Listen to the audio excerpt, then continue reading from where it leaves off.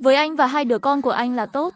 Xin anh hãy tin tôi. Bắc Thần Huyền Nguyệt thật lòng tốt với anh và các con. Anh cứ tin cô ấy đi. Hai người đúng là rất tận tâm với anh. Chỉ là đối với Lưu Tiểu Anh thì không được vậy. Chúng tôi xa cách anh ấy bao năm. Chẳng còn tình cảm gì.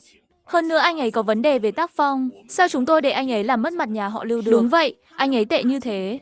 Bắc Thần, lẽ nào anh muốn nối lại với Lưu Tiểu Anh sao? Chuyện này tuyệt đối không được đâu. Dù bọn trẻ là con của anh ấy. Nhưng nếu cho anh ấy, e là sẽ hỏng mất. Chúng tôi biết nhà họ Bích rất coi trọng hai đứa trẻ. Chính vì thế, càng không thể để Lưu Tiểu Anh gần gũi. Người phụ nữ đó không biết dạy dỗ, với chúng tôi là hai thế giới khác nhau.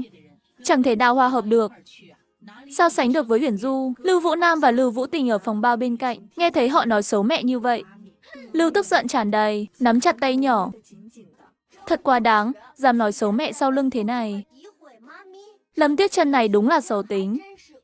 Ông cụ bên cạnh, Tiêu Hàn Xuyên, nhận ra không ổn. Vội cúi xuống, ghé sát lưng Tiểu Chi, hừ, Huyền Huyền, chú dẫn các cháu đi ăn nhé. Cháu không đói, không muốn ăn. Đế Bắc Thần nghe những lời đó, nổi giận đùng đùng. Gần đây fan cứ hỏi Lưu Tiểu Anh thế nào, chắc không cần các người phê phán. Hôm nay món ăn này tôi thấy không cần ăn nữa.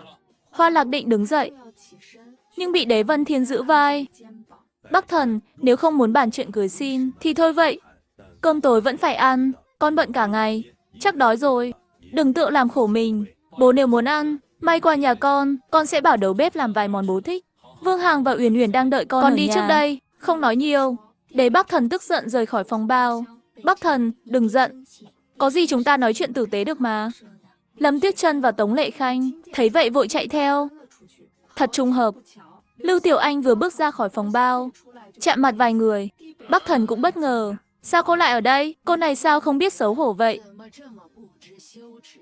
Bắc Thần đi đâu là cô theo đó.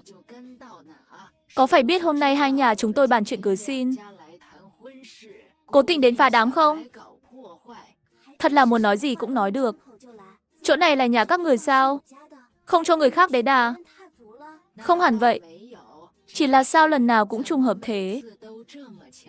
Nếu bảo cô không có ý đồ, ai tin nổi, lần trước tôi đã nói với cô. Cô xem như gió thoảng bên tai à? Cô có nhìn rõ bản thân mình không? Bắc Thần cũng vậy. Cô với tới được sao? Lưu Tiểu Anh liếc đấy Bắc Thần. Không nhịn được cười. Anh ấy không với tới, tôi chẳng phải đã cưới 3 năm sao? Còn bảo tôi không được, các người thì với tới à? Sao không tự soi gương đi? Cô. Lúc này Đế Vân Thiên và Lưu Nguyệt Đức cũng bước ra. Lưu Nguyệt Đức chỉ tay quát Lưu Tiểu Anh. Lưu Tiểu Anh, có ai nói với mẹ mình như thế không? Mau xin lỗi bà ấy đi, chỉ nói sự thật thôi. Với lại tôi làm gì có mẹ. Đừng nhận bừa thân thích nhé, tôi mồ côi cha mẹ. Hai người quên rồi sao? Lời này vừa nói ra lại khiến hai người nhà họ Lưu nghẹn lời. Cố Vân Trinh bất ngờ bước ra. Tối nay đúng là náo nhiệt, thật trùng hợp. Thiếu gia Đế, chủ tịch Đế, phu nhân Đế đều ở đây. Tối nay tôi hẹn cô Lưu ăn cơm ở đây.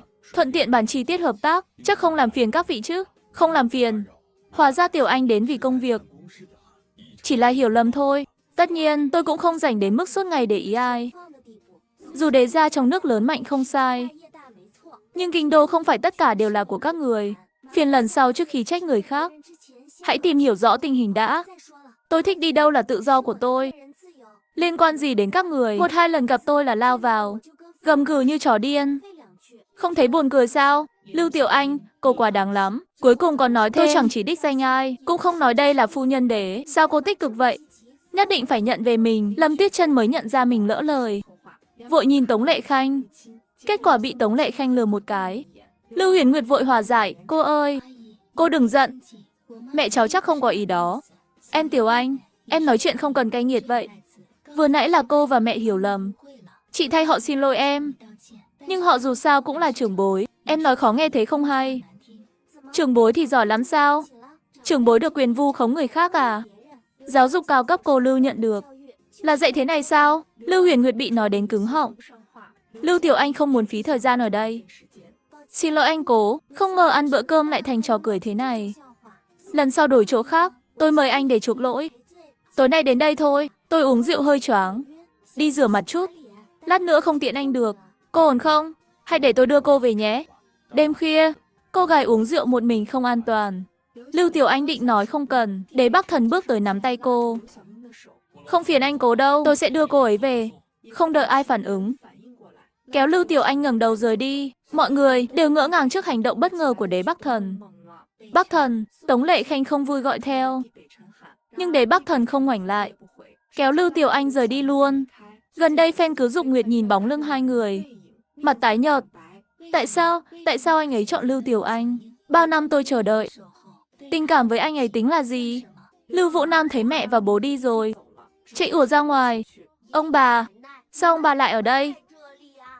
Bỗng thấy Lưu Vũ Nam bất ngờ xuất hiện, giật mình. Bích Vân Thiên càng ngạc nhiên. Hồng Hồng, sao cháu ở đây? Bọn cháu cũng muốn ra ngoài ăn, nên nhờ chú Tiêu dẫn đi. Không ngờ gặp ông bà ở đây. Thật là trùng hợp quá. Ha ha. Đúng là trùng hợp. Ông bà ăn chưa à?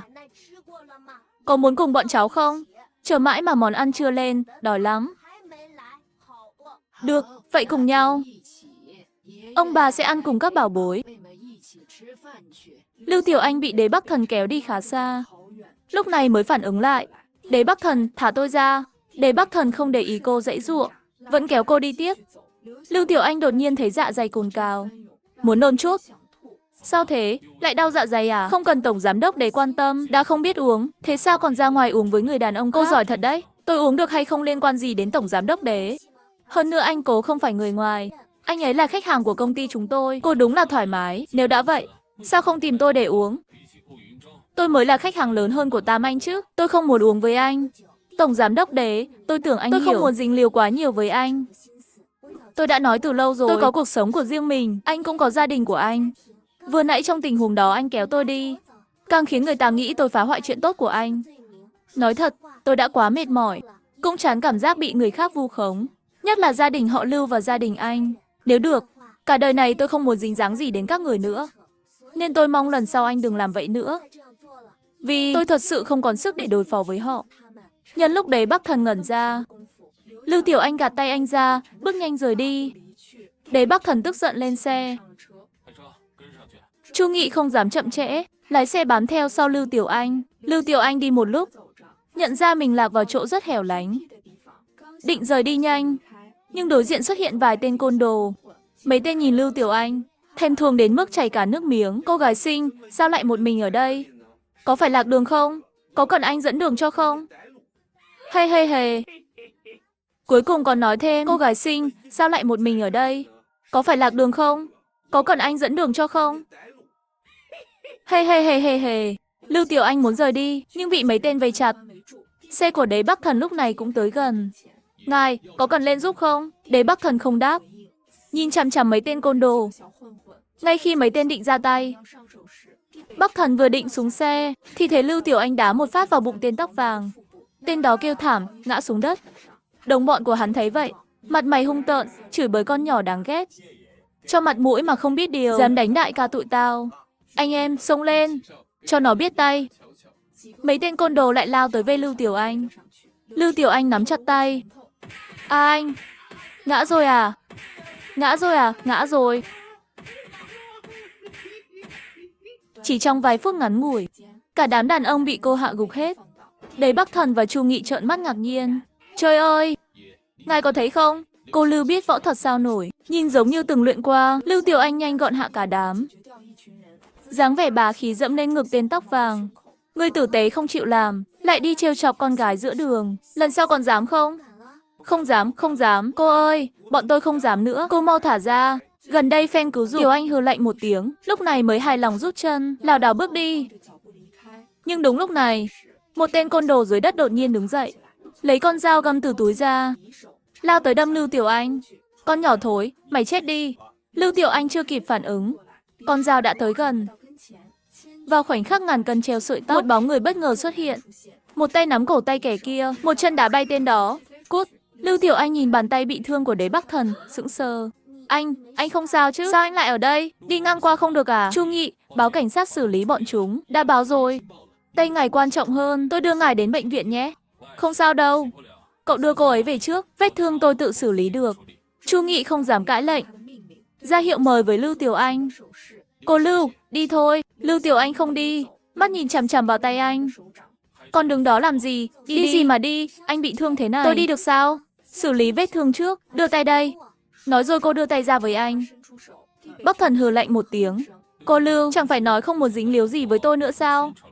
Mau đi đi, không cần cô, tổng giám đốc đấy, vết thương này là vì tôi mà ra. Tôi đương nhiên không thể làm ngơ. Để tôi xem, để Bắc Thần lúc này mới đưa tay ra. Lưu Tiểu Anh thấy vết thương khá sâu. Vội hỏi Chu Nghị, hộp thuốc còn trên xe không? Còn vậy lên xe trước. Băng bó, Lưu Tiểu Anh nắm cổ tay anh cùng lên xe. Lưu Tiểu Anh nhận và mở hộp thuốc. Sau đó cẩn thận xử lý vết thương cho anh. Rồi lấy trong túi ra một lọ bột thuốc mang theo. Đây là gì? Là thuốc do Ale Tao tự nghiên cứu. Hiệu quả hơn thuốc ngoài thị trường. Còn có tác dụng giảm đau. Yên tâm, không độc. Cô nhẹ nhàng rắc đều bột lên vết thương. Để Bắc Thần cảm thấy chỗ bôi thuốc mát lạnh. Đau đớn giảm đi nhiều. Về nhà đừng để tay dính nước. Và mỗi ngày phải thay thuốc một lần. Việc này là vì anh mà ra, nên nhờ trợ lý Lưu chịu trách nhiệm. Lưu Tiểu Anh ngơ ngác nhìn Đế Bắc Thần. Đế Bắc Thần tỏ vẻ khinh khỉnh. Tay bị thương vì cô. Cô Lưu, chẳng lẽ nghĩ tôi dùng một tay tự thay thuốc được? Đương nhiên là cô làm. Nhà tổng giám đốc có người giúp việc, không thì còn Chu Nghị. Chắc không cần đến tôi, đúng không? Cô Lưu, tôi không được đâu. Tôi là đàn ông. Tay chân vụng về. Lần trước bôi thuốc cho ngài, suýt gây tổn thương lần 2. Nên cô Lưu đừng trông cậy vào tôi. Còn người giúp việc ở nhà, làm việc nhà, dọn dẹp thì rất gọn gàng. Nhưng bôi thuốc thì không được. Vết thương của ngài không nhỏ. Lỡ làm hỏng, tay ngài có khi bị phế. Cuối cùng trước khi về nhà ngài, mấy người giúp việc chắc cũng không dám làm bừa. Vậy bác sĩ gia đình chắc được chứ? Đương nhiên được. Nhưng đáng tiếc là bác sĩ gia đình mấy hôm trước đi hội thảo học thuật ở nước ngoài. Nửa tháng nữa mới về. Cô Lưu nếu thấy khó thì thôi vậy. Chu Nghị, đưa cô ấy về đi. Được, mỗi ngày tôi sẽ đến thay thuốc cho anh, cho đến khi vết thương lành hẳn. Vậy được chưa? Sớm thế này chẳng phải xong rồi. Cũng sao? Lúc này, chú cảnh sát đến nơi. Ngài, tôi xuống xử lý trước.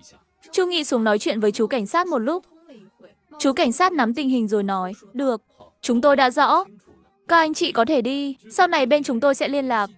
Đến lúc đó làm biên bản là xong. Chu Nghị gật đầu cảm ơn. Rồi lên xe lái thẳng về nhà Lưu Tiểu Anh. Trước khi xuống xe, Lưu Tiểu Anh dặn, để tránh rắc rối không cần thiết. Lúc thay thuốc thì hẹn ở quán cà phê ngoài nhé. Rắc rối không cần thiết là sao? Đến thẳng công ty tôi đi, tôi không rảnh rỗi nhiều. Còn phải chạy đi chạy lại, anh chắc không sợ vị hôn thê của mình không vui. Tôi không có vị hôn thê, các người lại sắp cưới sao? Đừng nghe gió đã tưởng mưa, đợi ngày nào tôi thật sự tổ chức đám cưới rồi hãy thắc mắc chuyện này. Lưu Tiểu Anh lúc này mới xuống xe, đứng ngẩn ra tại chỗ, nghĩ lại lời Đế Bắc Thần vừa nói. Vào nhà, Hằng Hằng và Uyển Uyển như thường lệ ra đón. Gần đây, Phên thân thiết ôm chặt chân mẹ. Kết quả ngửi thấy mùi rượu trên người cô. Mẹ, tối nay mẹ uống rượu à? Ừ, công việc xã giao. Uống một chút thôi. Uyển Uyển nghe vậy, lập tức chạy vào nhà lấy thuốc giải rượu ra. Mẹ uống rượu rồi, uống chút thuốc đi, không mai tỉnh dậy sẽ đau đầu. Hằng Hằng vừa nói, vừa kéo cô vào nhà, rồi chạy đi lấy nước. Nhìn các con hiểu chuyện thế này, lòng Lưu Tiểu Anh ấm áp. Cảm ơn các bảo bối. Còn bên Lưu Vũ Nam và Lưu Vũ Tình, mấy người vẫn đang ăn ở nhà hàng. Hai đứa nhỏ chủ động múc canh, cắt thức ăn cho Lưu Uyển Nguyệt. Ăn xong không lâu, Lưu Uyển Nguyệt bất ngờ ôm bụng, cảm thấy muốn xì hơi. Nhưng Lâm Tuyết Trân bên cạnh lại không kìm được. Bất ngờ xì một tiếng, tiếng này vang lên, phòng bao lập tức im phăng phắc. Lương Tiểu Chi thì thầm to nhỏ, nói nhỏ một câu, người này bừa bãi quá. Lâm Tuyết Trân đỏ mặt, cả người không chịu nổi. Lưu Nguyệt Đức thấy mất mặt, theo bản năng đỡ lời, cô có phải ăn nhiều quá không? Vừa nãy Hằng Hằng nhiệt tình quá. Lưu Huyền Nguyệt cũng thấy hơi xấu hổ, nhưng bụng càng lúc càng khó chịu. Cô sợ mình cũng mất mặt như Lâm Tuyết Trân. Vội đứng dậy, cô ơi, cháu đi vệ sinh chút. Kết quả vừa đứng lên, lại xảy ra tình huống giống Lâm Tuyết Trân. Mà tiếng này còn to và kéo dài hơn tiếng của Lâm Tuyết Trân vừa nãy. Lưu Vũ Nam và Lưu Vũ Tình vội tránh xa Lưu Uyển Nguyệt. Tiêu Hàn Xuyên vốn định ăn thêm vài miếng, lập tức mất hết khẩu vị. Chú cô, cháu thấy bữa này cũng xong rồi. Hay là giải tán đi? Ừ, đi thôi. Rồi kéo Tống Lệ Khanh đứng dậy. Anh ngờ cô ấy cũng không kìm được. Tiếp theo là Lưu Nguyệt Đức. Hai đứa nhỏ bịt mũi chạy vội ra khỏi phòng bao. Tiêu Hàn Xuyên và Đế Vân Thiên cũng lao ra theo. Tiêu Hàn Xuyên dẫn hai đứa trẻ và Đế Vân Thiên đứng ngoài hành lang, nhìn nhau ngơ ngác. Nghe bảo nguyên liệu không tươi à? Chắc không phải vấn đề nguyên liệu đâu. Vừa nãy chào với em, chú Tiêu và ông đều ăn mà. Nếu thật có vấn đề, chẳng phải cháu với Uyển Uyển phải bị trước sao? Đúng là vậy. Trẻ con sức đề kháng kém hơn. Nếu thật sự có vấn đề, Uyển Uyển và Hằng Hằng không thể không sao. Nhưng nếu anh không yên tâm, có thể gọi quản lý nhà hàng ra hỏi xem.